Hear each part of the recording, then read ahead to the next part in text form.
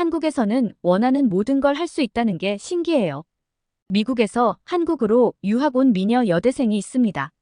미국에서 못 누렸던 대학 생활을 한국에서 자유롭게 즐기고 만족해하고 있다는데요. 미국 대학교에서 유학 온 여성이 어떻게 한국을 즐기고 있는 걸까요? 오늘의 감동 알림 사연 시작합니다. 안녕하세요. 저는 미국 샌프란시스코에서 살고 있는 올리비아예요. 여러분들은 미국 샌프란시스코에 대해서 어떤 기억을 가지고 계신가요? 아마 많은 분들이 예전에 샌프란시스코를 좋아하실 거예요. 한국에서는 금문교라고 불리는 유명한 도시고 세계에서 가장 힙한 도시로 알려지면서 전 세계 관광객들이 많이 왔어요. 하지만 지금은 마약으로 인해 과거의 영광이 얼룩져버리고 도시가 많이 위험해졌어요.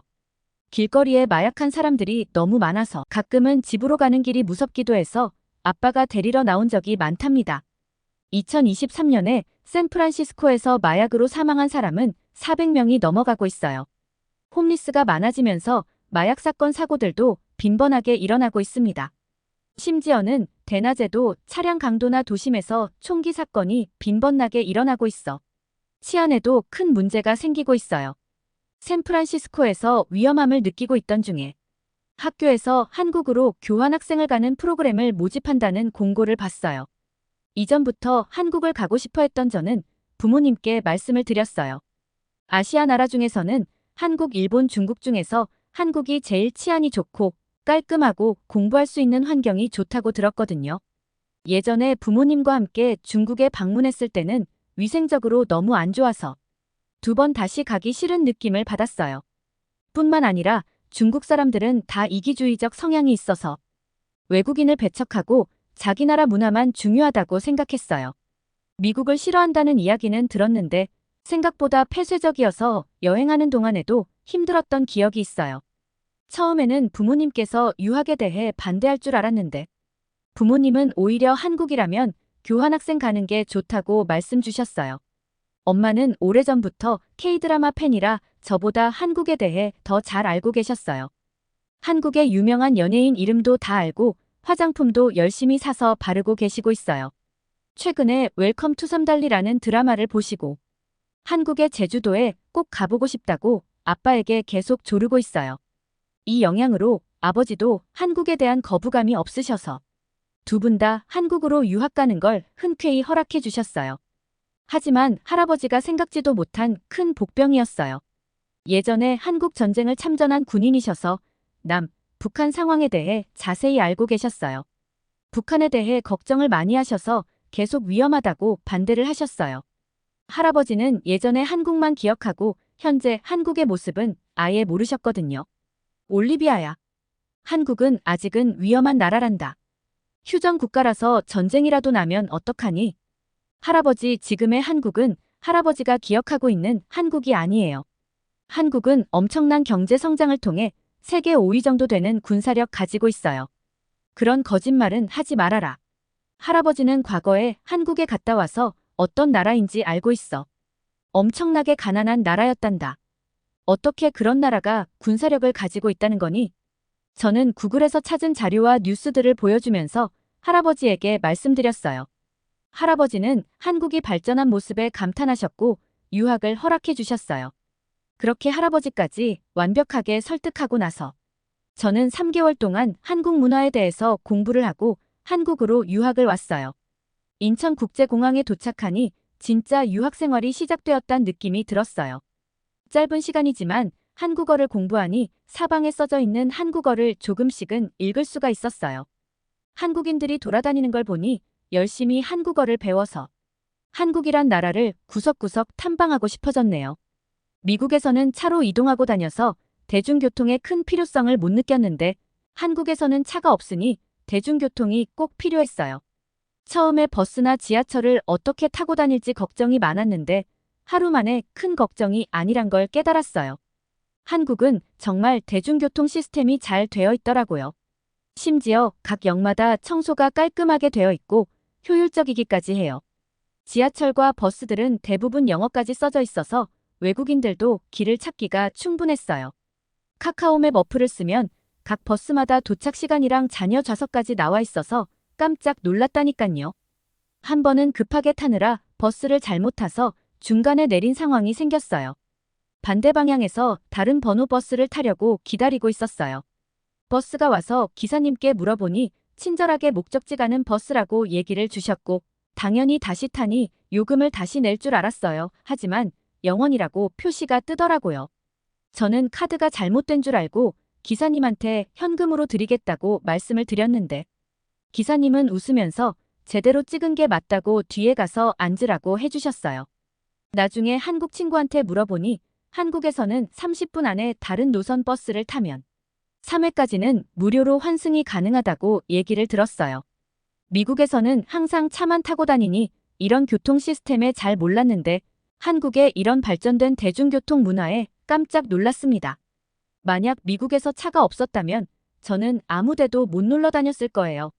하지만 한국은 이렇게 대중교통이 잘 되어 있으니 어디든 놀러 가기에 정말 편하다고 생각했어요. 차가 필요하단 생각이 하나도 안 들었어요. 한국에 와서 가장 행복한 시간은 이쁘고 맛있는 카페를 찾아 투어를 하는 거예요. 한국 친구들과 친해지면서 여러 카페를 자주 놀러 가게 되었어요. 어느 날 친구 중 한 명이 한옥 카페를 투어하자고 해서 놀러 갔는데 한옥 인테리어가 정말 이뻤어요. 한옥의 전통적인 멋짐은 다른 어느 나라보다 뒤지지 않는 건축물이라고 생각했어요. 게다가 친구가 추천해준 국화차는 몸과 마음이 힐링되는 맛이었어요. 가게의 슬로건으로 한국적인 게 가장 세계적이다라는 문구를 봤는데 저절로 고개가 끄덕여졌어요. 그리고 한국에서 가장 충격을 받은 건 카페에서 많은 사람들이 노트북을 두거나 가방을 두고 자유롭게 이동하는 거였어요. 미국에서는 절대 상상도 못할 일이거든요. 저번 주에는 친구가 저에게 물건을 가져다 줄 일이 있어서 카페에서 노트북을 하다가 잠깐 자리를 비웠는데 밖에서 친구랑 이런저런 이야기를 하다 보니 30분이 훌쩍 지나가 있었어요. 순간 저는 제 짐을 두고 온 게 생각나서 누가 훔쳐가지 않았을까 걱정이 돼서 빠르게 자리로 돌아갔어요. 세상에나 30분이 지났는데도 제 짐은 그대로 있었어요. 어떻게 개인 짐을 자유롭게 놓고 자리를 비워도 물건들이 제자리에 있는지 너무 신기했어요. 심지어는 주변 사람들이 아무도 관심을 가지지도 않고 가져가려는 생각조차 않았어요. 미국에서는 바로 소매치기를 당하거나 누군가 훔쳐갔을 거예요. 친구들은 저에게 K-팝에 대해 알려준다면서 르세라핌, 아이브 뉴진스 등 많은 아이돌 가수들을 알려주었어요. 미국에서도 K-팝에 빠진 사람들은 완전 미쳐 있거든요. 그리고 가정집이든 식당이든 다들 TV나 핸드폰을 삼성 거로 많이 쓰는데 퀄리티가 너무 좋았어요. 미국인들도 삼성에 대해 잘 알고 있고 삼성 TV는 제품이 좋고 가격이 적당해서 많은 미국 가정집에서도 쓰이고 있거든요. 삼성은 미국에서 높은 수준의 TV와 여러 가지 스마트 기능으로 유명하다고 예전에 아빠가 말씀해 주셨어요. 최첨단 와이파이 문화 길거리마다 공용 와이파이가 잘 되어 있고 가게나 식당들도 전부 다 와이파이를 가지고 있어요. 심지어 느린 것도 아니고 엄청 빨라서 놀랬어요. 미국은 어디에서나 와이파이가 있지 않고 공용 와이파이는 엄청 느리거든요. 저도 유학 초기 때 핸드폰이 갑자기 먹통이 돼서 핸드폰이 유심칩을 인식 못해서 급하게 와이파이가 필요했었어요. 미국 같은 경우에는 속도가 빠른 와이파이 같은 경우에는 카페나 식당으로 가야 해요. 하지만 카페에 들어가서 와이파이를 이용하려고 하면 무조건 음료를 사 먹거나 물품을 구매해야지만 와이파이 비밀번호를 알려주는데 한국은 가게에 그냥 무료로 쓸 수 있게끔 와이파이 아이디랑 비밀번호까지 포스터에 붙여두더라고요. 역시 세계적인 IT 강국인 한국은 다르다는 걸 느꼈습니다. 부모님이 제가 한국 유학하면서 가장 걱정했던 게 음식이었어요. 미국에서도 제가 식사를 제대로 못 먹어서 걱정이 많으셨거든요. 한국에서는 더더욱 음식을 못 먹지 않을까 걱정하셨습니다. 예전에 부모님과 함께 미국에 있는 한식당을 갔을 때 김치찌개를 먹었었는데 저랑 완전 입맛이 안 맞아서 거의 다 남겼었거든요. 하지만 한국 현지에서 먹는 한식의 맛은 미국에서 먹던 맛과 완전 달랐어요. 저는 세상에서 그렇게 맛있는 소갈비찜은 처음 먹어봤어요. 달달한 간장 맛과 보들보들한 고기 맛은 입맛을 돋우기에 충분했어요. 당연히 짤 줄 알고 첫입 먹기가 망설여지다가 한 입 먹고 나니 완전 흡입했습니다. 한국에서 밥 걱정 없이 너무 잘 먹고 다니니 부모님도 엄청 좋아하셨어요. 더 많이 먹고 10kg는 쪄서 오라고 하시네요. 한국 친구 중에 요리를 잘하는 친구가 있어 한국 요리를 저에게 알려준다고 해서 열심히 배워보려고요. 나중에 집으로 돌아가면 부모님께 제대로 된 한식을 만들어줄 예정이에요. 하지만 모든 게 다 재밌기만 한 건 아니었어요. 처음 유학생활이다 보니 학교 생활이나 동아리 활동은 의사소통에 있어서 조금 힘들었어요. 저는 댄스를 좋아해서 댄스 동아리에 들어갔는데 합을 맞춰 군무를 쳐야 하다 보니 의사소통을 해야 하는데 언어의 장벽이 컸어요. 친구들이 원하는 것과 제가 원하는 것이 다르다 보니 계속 이야기를 했어야 했죠. 너무 감동적이었던 건 친구들이 자기 연습하는 걸 우선 순위로 두는 게 아니라 모두가 저를 위해 배려해주고 열심히 도와주는 점이었어요. 미국에서는 개인주의라 내가 먼저 1순위고 나머지는 신경을 안 쓴다라는 개념인데 한국에서는 공동체 의식이 더 뛰어나다고 하더라고요. 그래서 남을 더 챙겨주고 도와주려고 한다고 했어요. 예전부터 품앗이라는 문화로 우리 모두 다 같이 잘하자라는 게 있단 이야기를 듣고 한 번도 경험해보지 못한 세계라 놀랐습니다. 한국의 문화는 정말 남을 배려해주고 도와주고 사람의 마음을 따뜻하게 만들어주는 게 있었어요.